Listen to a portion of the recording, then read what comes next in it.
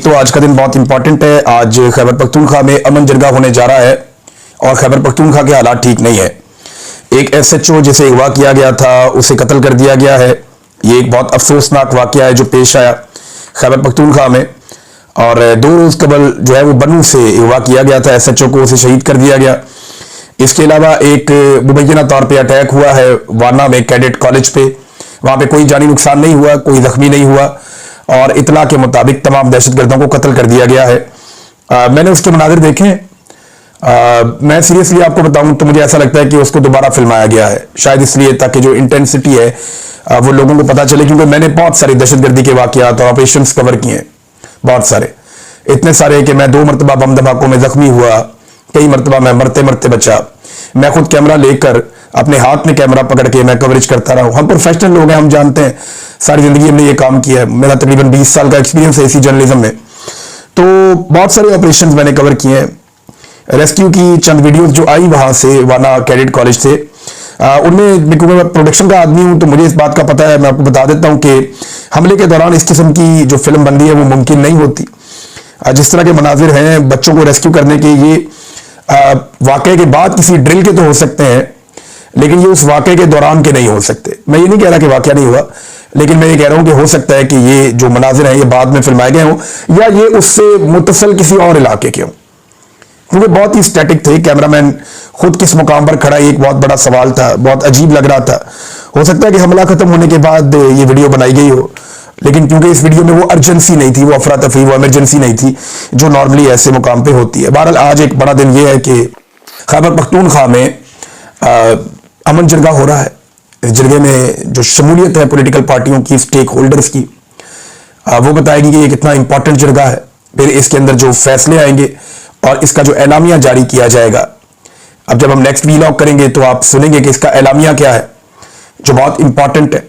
वो एलामिया मैं आपके साथ शेयर करूंगा और वो एक रुख का तयन करेगा कि खैबर पख्तूनख्वा की हुकूमत वफाक के साथ मिलकर इस दहशतगर्दी से कैसे निपटना चाहती है या निपटने का रास्ता क्या है। ये इशू तो बन गया। लेकिन गुज़िश्ता रात मैं एक अजीब चीज आपको बताता हूं, मुझे बड़ा अफसोस हुआ देखकर कि जश्न का समा था, जश्न चल रहा था, सेलिब्रेशन हो रही थी 27वीं आईनी तरमीम की।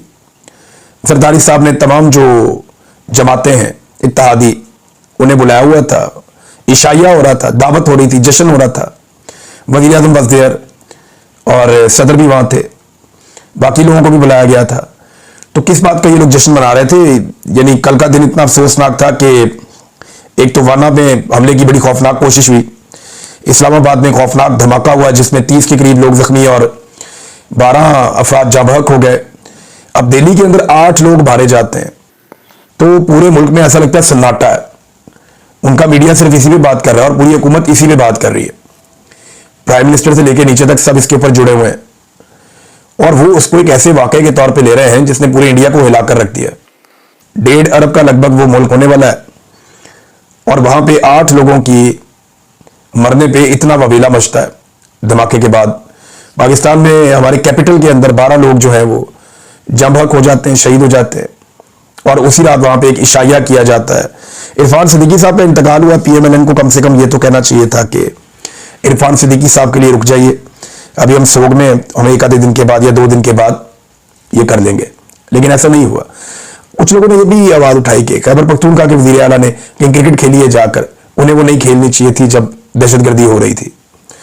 तो ये अब दूसरी तरफ से लोग ये बात कर रहे हैं। लेकिन आज का जो एक जरगा है, बड़ी खबर तो वहां से आएगी कि खैबर पख्तूनख्वा की हुकूमत इन वाकयात के बारे में क्या सोच रही है और वहां के जो स्टेक होल्डर्स हैं वो मिलकर क्या चीजें तय कर रहे हैं। नाज़रीन, 3 जगहों पे इस वक्त रेड अलर्ट है, हाई अलर्ट है। 3 ऐसे दारुल हुकूमत हैं, एक दिल्ली इंडिया का दारुल हुकूमत, एक इस्लामाबाद पाकिस्तान का दारुल हुकूमत और एक काबुल अफगानिस्तान का दारुल हुकूमत। खित्ते में एक बड़ी तनाव की कैफियत पैदा हो गई है, खास तौर पे 2 हमलों के बाद। एक इंडिया में जो कार का हमला हुआ है जिसको वो ग्रेजुअली पाकिस्तान की तरफ आहिस्ता आहिस्ता मोड़ रहे हैं, वो उस हमले को उठा के कश्मीर तक तो पहुंच गए। अब वहां से उन्होंने पाकिस्तान में इसका खुरा दाखिल करना है जो उनकी आदत है। दूसरा, पाकिस्तान के वज़ीर ख़ारजा ने इस्लामाबाद में होने वाले अटैक के ऊपर वज़ीर दिफा ने, ख्वाजा आसिफ ने, बराह रास्त अफगानिस्तान के ऊपर इल्ज़ाम लगा भी दिया है और उन्होंने कहा जी कि अफगानिस्तान ने पॉलिसी के तहत किया है, ये उनकी पॉलिसी है और इस तरह के धमाकों से वो दबाव बढ़ाते हैं। ये बड़ा संगीन इल्जाम है जो अफगानिस्तान के ऊपर लग गया है। अब इन तीनों मुल्कों में जो दिखाई दे रहा है वो ये दिखाई दे रहा है कि एक तनाव पैदा हो गया है। लेकिन पाकिस्तान के अंदर जो दहशतगर्दी है उसको अफगानिस्तान की हुकूमत ने या उनके तालिबान ने नहीं रोकना। पाकिस्तान के अंदर जो दहशतगर्दी है वो पाकिस्तान की सिक्योरिटी फोर्सेज ने रोकनी है, हमारी इंटेलिजेंस ने उसे नाकाम बनाना है।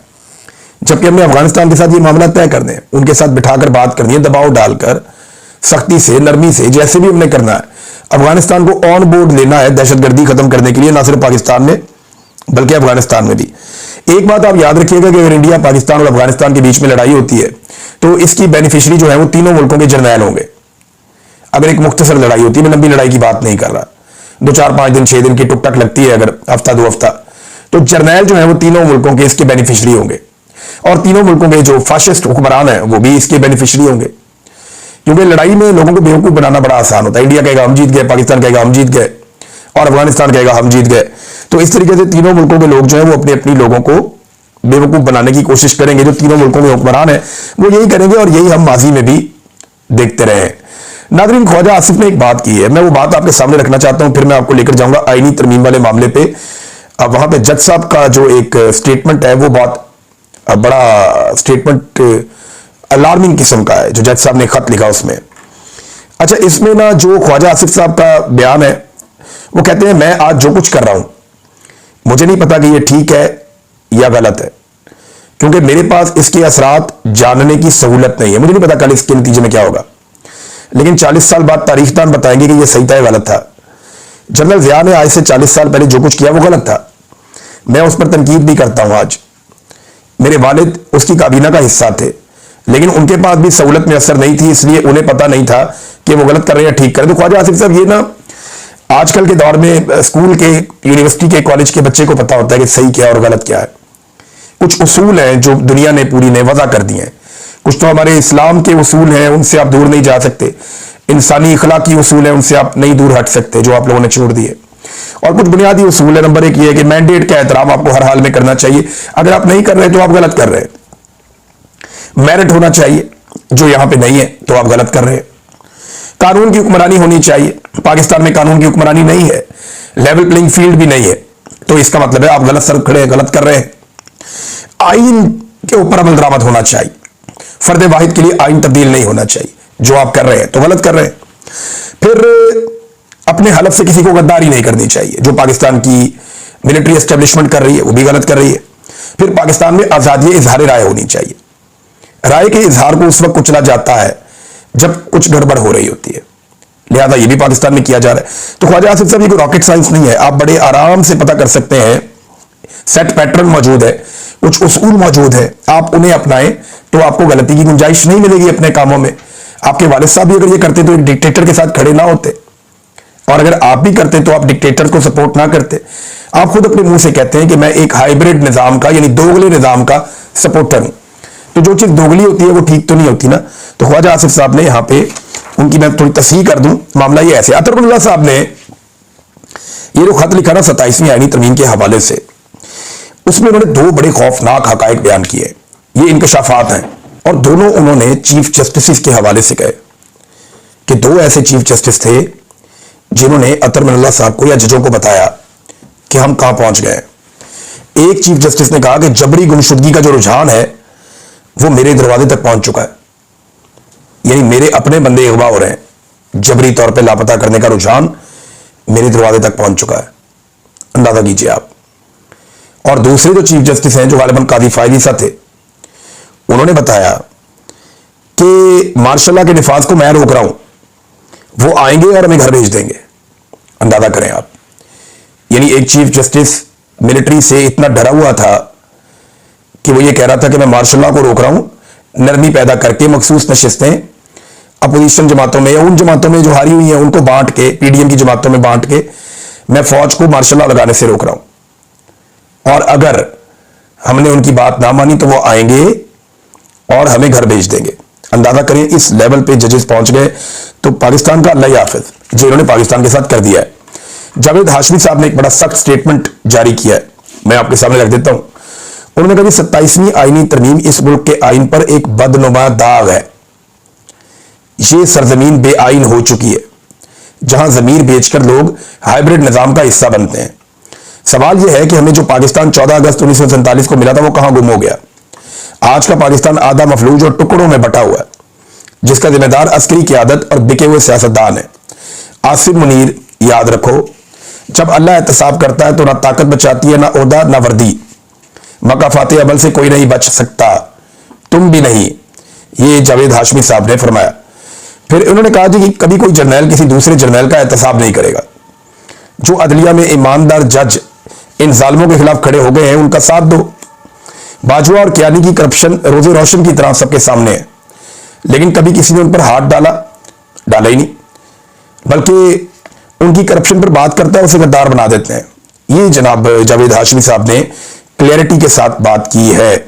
अब मैं आपके सामने एक और चीज नाज़रीन रखता हूं कि पाकिस्तान टेलीविजन ने वो तकारीर काट दी पाकिस्तान तहरीक इंसाफ की, जिनमें तहरीक इंसाफ के लोग ये जो इस्तिस्ना है इसके ऊपर बात कर रहे थे या मिलिट्री एस्टेब्लिशमेंट के किरदार के ऊपर तनकीद कर रहे थे। उन्होंने उसे काट ही दिया, पीटीवी ने दिखाया ही नहीं। और बाद में कुछ लोग ये प्रोपेगेंडा कर रहे थे कि पीटीआई ने बात ही नहीं की इस्तिस्ना के ऊपर, तरमीम के ऊपर कोई मुखालफत ही नहीं की, तो ये तो सजदे में गिर गए। लेकिन मैंने वो तकरीर सुनी शाहिद खटक की, और एक दो और लोग हैं उनका भी क्लेम आया, लेकिन मैंने तकरीर जो सुनी है वो शाहिद खटक की सुनी है। उन्होंने खुलकर कहा कि इस मुल्क में कभी किसी जर्नैल को सजा ही नहीं होती। फिर उन्होंने कहा इस्तिस्ना तो बुज़दिल को चाहिए होता है, जो डरता है, जो गलत करता है, जिसके दिल में चोर होता है, वो इस्तिस्ना मांगता है। लेकिन ये सारा कुछ पाकिस्तान टेलीविजन पे चलाया ही नहीं गया। पाकिस्तान टेलीविजन जो है वो एक हमेशा से ऐसे ही रहा है, जिसकी हुकूमत होती है वो उसको इस्तेमाल करता है। निस्बतन इमरान खान के दौर में इसको थोड़ी आज़ादी मिली थी, या परवेज मुशर्रफ के दौर में मीडिया को कुछ आज़ादी मिली थी, लेकिन अब तो पाकिस्तान का सारा मीडिया पीटीवी की जगह पहुंचा हुआ है, और पीटीवी जो है वो किसी और मकाम पे पहुंच गया है, यानी उसका तो बेड़ा ही गर्क हो गया है। नाज़रीन, असेंबली के हवाले से मैं एक चीज और आपको बताना चाहता हूं कि जो हुकूमत के लोग हैं ना, ये शेर अफजल मरवत साहब ने ये पॉइंट वहां पे असेंबली में उठाया, और उन्होंने बिल्कुल ठीक पॉइंट जो है उसका नुक्ता उठाया। उन्होंने कहा जी कि ये एक बड़ी अहम बात है कि हुकूमत या हुकूमती अरकान जो ये तरमीम लेकर आए, वो तरमीम के हक में तो कोई बात ही नहीं कर रहे, उसके फायदे तो बता ही नहीं रहे। यानी तरमीम के फायदे बताओ ना। आज तरमीम आप लेकर आए तो खड़े होकर आप कहें नहीं तरमीम में ये चीज अच्छी, ये चीज अच्छी, ये चीज अच्छी, हम इसलिए लेकर आए। तो तरमीम के फवायद बताने की बजाय, उसकी खूबियां बताने की बजाय, इन्होंने सारी तकरीरें पाकिस्तान तहरीक इंसाफ की बुराइयों में कर दी। ये शेर अफजल मरवत साहब ने नुक्ता उठाया, और बिल्कुल सही नुक्ता उठाया। लेकिन तरमीम में कुछ अच्छा है ही नहीं, ये तरमीम एक शर्मिंदगी है। ख्वाजा आसिफ से जब एक टॉक शो में पूछा किसी ने कि क्या नवाज शरीफ आएगा इसमें वोट डालने के लिए, तो उन्होंने बड़ा ना धीमे से लगा, हाँ जी वो आएंगे जनाब, ऐसे करके जवाब दिया। इसका मतलब आप जानते हैं बेचारे सारे के सारे डिप्रेशन में है कि हमसे क्या करवाया जा रहा है, इनसे बेड़ा गर्क किस्म का काम करवाया जा रहा है। ना इनकी इज्जत बचेगी, ना इनकी सियासत बचेगी। जो 4 वोट इनको पड़ते थे वो भी इनको दोबारा नहीं पड़ेंगे। नाज़रीन, ये जो एस्टेब्लिशमेंट की बात आती है ना, ये बड़ी पुरानी है। मैं आपको एक वीडियो सुनाना चाहता हूं। ये बहुत पुरानी वीडियो है, पीटीवी की वीडियो है, और जनरल ज़ियाउल हक के दौर की वीडियो है। जरा ये वीडियो आप सुने। ये वीडियो सुनने के बाद आपको अंदाजा होगा कि कैसे पाकिस्तानियों को हमेशा से चूना लगाया गया मिलिट्री एस्टेब्लिशमेंट की जानिब से। ये सुनिए। इस महीने की 19 तारीख को मुल्क में रेफरेंडम कराया जाएगा, जिसमें सिर्फ ये सवाल पूछा जाएगा कि क्या आप सदर पाकिस्तान जनरल मोहम्मद ज़ियाउल हक के उस अमल की तायद करते हैं जो उन्होंने पाकिस्तान के कवानीन को कुरान हकीम और सुन्नत रसूल सल्लल्लाहु अलैहि वसल्लम के मुताबिक इस्लामी अहकामात से हम आहंग करने और नजरिए पाकिस्तान के तहफ़्फ़ुज़ के लिए शुरू किया है, और क्या आप इस अमल को जारी रखने, मजीद उसवार करने और मुनज़्ज़म और पुरअमन तरीके से इक़्तिदार आवाम के मुंतखब नुमाइंदों को मुंतकिल करने की हिमायत करते हैं? अगर वोट डालने वालों की अक्सरियत ने इस सवाल का हाँ में जवाब दिया, तो उसका मतलब होगा कि पाकिस्तान के अवाम ने मौजूदा हुकूमत पर एतमाद किया है, उसकी पॉलिसियों की तायद की है, और जनरल मोहम्मद ज़ियाउल हक को आइंदा 5 साल के लिए सदर मुंतखब। तो नाज़रीन, ये है तरीका वारदात। आप सुने, यानी जनरल ज़ियाउल हक ने जो सवाल उठाया पब्लिक के सामने रखा, वो क्या रखा? सवाल रखा कि जनरल ज़ियाउल हक जो इस्लाम के लिए खिदमत सर अंजाम दे रहा है, क्या आपको वो पसंद है? क्या आप पाकिस्तान में इस्लाम का नफाज चाहते हैं? अगर आप चाहते हैं तो आप हाँ कह दें। यानी कौन है जो ना कहेगा? फिर पाकिस्तान में अक्सरियत मुसलमानों की है। और वो जनाब 80s के दौर की ये बात है। ये 19 दिसंबर 1984 को करवाया गया था ये रेफरेंडम। तो ज़ियाउल हक ने पाकिस्तानियों से सवाल क्या पूछा था कि क्या आप पाकिस्तान में इस्लाम चाहते हैं? पाकिस्तानियों ने कहा हाँ। तो ज़ियाउल हक ने कहा इसका मतलब है आपने मुझे 5 साल के लिए मुंतखब कर दिया। अंदाजा करिए ऐसे कौम को चूना लगाते हैं। इस तरीके में ये शुगर कोटेड करके यानी चीनी में लपेट लपेट के आपको जहर खिलाते हैं। ये अभी जो तरमीम है इसके अंदर भी फैसल वाडा या बाकी लोग जो है वो अलग अलग कहानियां सुना रहे हैं। मैं जावेद लतीफ की कहानी सुन के हैरान रह गया। अच्छे खासे समझदार आदमी है, मेरे बड़े अच्छे ताल्लुक है उनके साथ। जावेद लतीफ साहब एक दोस्त की तरह रहे हैं, लेकिन काम चेक करें उनका। वो कह रहे हैं जी कि इंडिया बड़ा शरारती है और इंडिया बड़ा जालिम है, उसको शिकस्त हुई है, लिहाजा ये तरमीम करनी पड़ी। भाई आर्मी चीफ को आपने इस्तिस्ना दे दिया कि इनके ऊपर कोई मुकदमा नहीं हो सकता, तो क्या इंडिया लाहौर या कराची या इस्लामाबाद के किसी थाने में मुकदमा करवाने आ रहा था आर्मी चीफ के खिलाफ, या कोई पटिशन करने लगा था पाकिस्तान की किसी अदालत में आर्मी चीफ के खिलाफ? ये इस्तिस्ना आपने पाकिस्तान के अंदर दिया है यार, हद हो गई। अब इस तरह तो अवाम को आप बेवकूफ ना बनाए ना, या इस तरह की कहानियां तो आप अवाम को ना सुनाए, ये ज्यादती है, ये गलत है। अच्छा नाज़रीन, मैं आपको एक और चीज बताऊं। देखिए कुछ लोग इरफान सिद्दीकी साहब की, मुझे अफसोस है उनके इंतकाल के मामले को जिस तरह से कंट्रोवर्शियल किया गया या वो हो गया, क्योंकि बहुत सारे जर्नलिस्ट ने रिपोर्ट कर दिया था कि उनका इंतकाल हो गया, लेकिन उस वक्त सेनेट का इजलास चल रहा था, वो मुलतवी नहीं करना था, तो जर्नलिस्ट हैं वो ये रिपोर्ट कर रहे हैं। दूसरे जर्नलिस्ट ये कह रहे थे जी वो नहीं फौत हुए। तो दोनों का अपना अपना मौक़िफ़ है। लेकिन बात यह है कि कुछ ऐसे लोग भी इरफान सिद्दीकी साहब के किरदार पे बात करने वालों के खिलाफ आवाज उठा रहे हैं या सीना को भी कर रहे हैं, जिन्होंने खुद मासूम शहरियों की लाशों का मजाक उड़ाया था और बार बार मजाक उड़ाया था। यानी जो लोग शहीद हो गए थे उनकी लाशों का मजाक उड़ा रहे थे, उनकी लाशों का तमस्कर उड़ा रहे थे, अजीबोगरीब अंदाज में लोगों का जिस चौक में कत्लेआम हुआ वहीं पे मजाक कर रहे थे। वो लोग भी आज ये बात करते हैं जिन्होंने शहीद अरशद शरीफ की लाश का मजाक उड़ाया था। वो कैसे ये बात कर सकते हैं? ये बात वो लोग नहीं कर सकते। लेकिन मेरा ये मानना है कि चंद दिन के लिए जरूर उनकी फैमिली के लिए, रवादारी के लिए 2-4-5 दिन खामोशी रहनी चाहिए, लेकिन जिसका जो किरदार है वो हमेशा रहता है, वो बेनकाब रहता है, सबको जाके अल्लाह रब्बुल इज्जत के आगे जवाब देना है। इस दुनिया में जिसने बुरा किया तारीख ने लिख लिया और तारीख के अंदर उसका स्याह चेहरा हमेशा मौजूद रहा। यह वक्त आएगा जब इनके किरदार सबके डिस्कस होंगे कि इरफान सिद्दीकी साहब ने क्या किया था, सुहेल वड़ाइच साहब ने क्या किया था, अंसार अब्बासी साहब ने क्या किया था, तलत हुसैन साहब ने क्या किया। जिसने जो जो किया है ना, ये इनके सामने आ जाएगा। इनकी औलादें भी इसको याद रखेंगी इन लोगों ने क्या किया था उस वक्त। तो ये सारी दुनिया ने देखना है और ये होना है। अब तक इतने, अपना ख्याल रखिएगा, अपने इस चैनल का भी। अल्लाह हाफ़िज़। इस वीडियो का मकसद यह है कि नाज़रीन को मुआशी और सियासी हालात, खासकर खिबर पख्तूनख्वा में चलने वाले अमन जिरगा और मुल्की सरहदों पर बढ़ती हुई टेंशन्स के हवाले से मुख्तसर, वाज़े और बेतरतीब तौर पर आगाह किया जाए। वीडियो में 3 बुनियादी चीजें वज़ह की जाएंगी। एक है हालिया दहशतगर्दी वक़ियात, वाना अटैक, इस्लामाबाद धमाका और बन्नू से इकवा के वक़ियात का ज़रूरी खाका और उनके मुतनासिब सवरात। 2 हुकूमत और सियासी इदारों, खिबर पख्तूनख्वा हुकूमत, फेडरल हुकूमत और स्टेक होल्डर्स के इर्तोन और मुमकिना फैसलों का असर, खास तौर पर अमेंडमेंट 27 यानी तरमीम और उससे तल्लुक रखने वाले तनकीद व ताज़ाद। और 3 आम आवाम को इस सूरत हाल में एहतियाती पैगाम, सिक्योरिटी अलर्ट्स, मीडिया की किरदार साजी और होशियारी के पैगाम। मकसद यह भी है कि लोगों को मिस इन्फॉर्मेशन से बचाया जाए, ड्रिल, मोन्टाज और असली मनाजिर के फार्क को समझाया जाए और इंतजामियाती और कानूनी मसाइल पर सोचे बिचरे हुए कंस्ट्रक्टिव अवामी डायलॉग को उभारा जाए। वीडियो का अंदाज फैक्ट बेस्ड, तजुर्बा याफ्ता रिपोर्टिंग और तनकीद पसंद नजरिए का होगा, ताकि 8 मिनट में नजरीन को क्लियर अंडरस्टैंडिंग, कंसर्न की इंटेंसिटी और आने वाले फैसलों के मुमकिन नतीजों का खाका मिल जाए।